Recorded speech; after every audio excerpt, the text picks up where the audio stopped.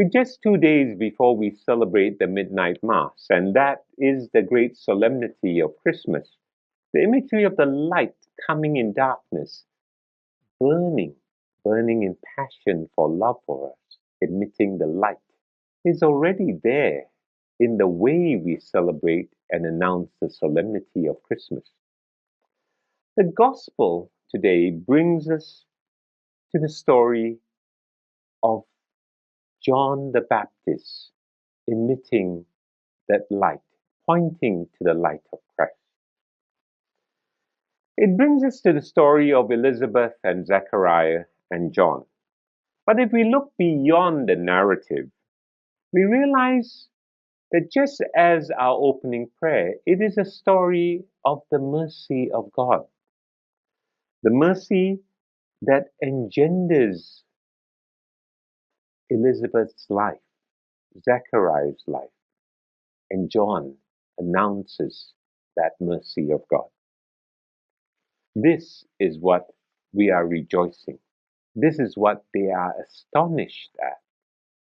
The mercy of God lifting Elizabeth's sorrow, being barren, and drawing her to kin and clan. It's about what God in His mercy is doing not just for Elizabeth, but for all on the fringes and margins in society that Mary sings about when she meets Elizabeth in her 6th month, the Magnificat. If only I would also have that burning to admit the light, that burning of the mercy of God.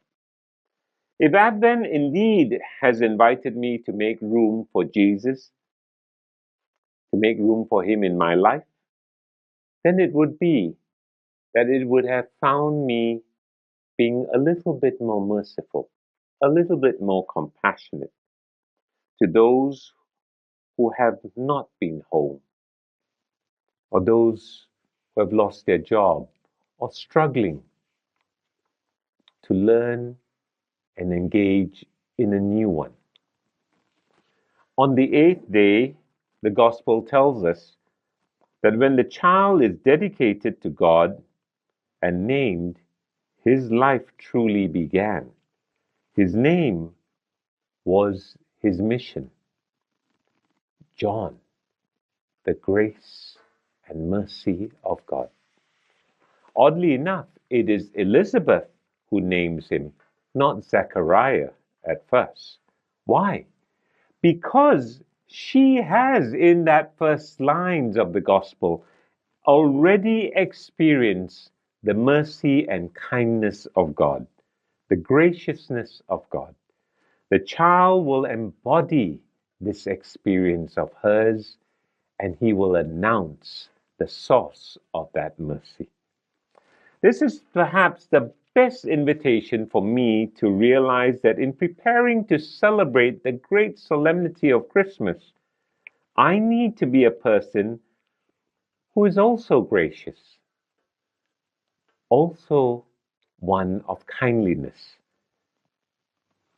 so that my Christmas will be that of awe, astonishment of how God has been merciful to me, how God has been gracious to me, how God has so loved me that He became small so that I would be able to take Him in.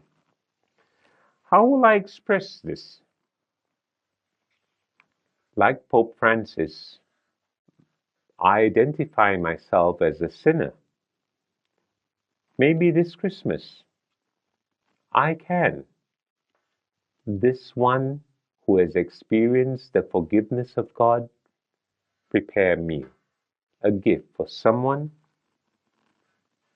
as an expression of kindness and mercy. Maybe my conversations will be one that is a lot more gracious. His name is John. Maybe I can commit myself to kinship and clan by not neglecting one who feels abandoned ostracized, by bringing in, as Elizabeth was brought in by the kindness and mercy of God.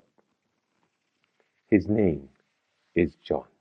May I, this Christmas, burn so that the light of Christ might shine and the graciousness and mercy of God be known by those who sit at table and those whom I share table with this Christmas.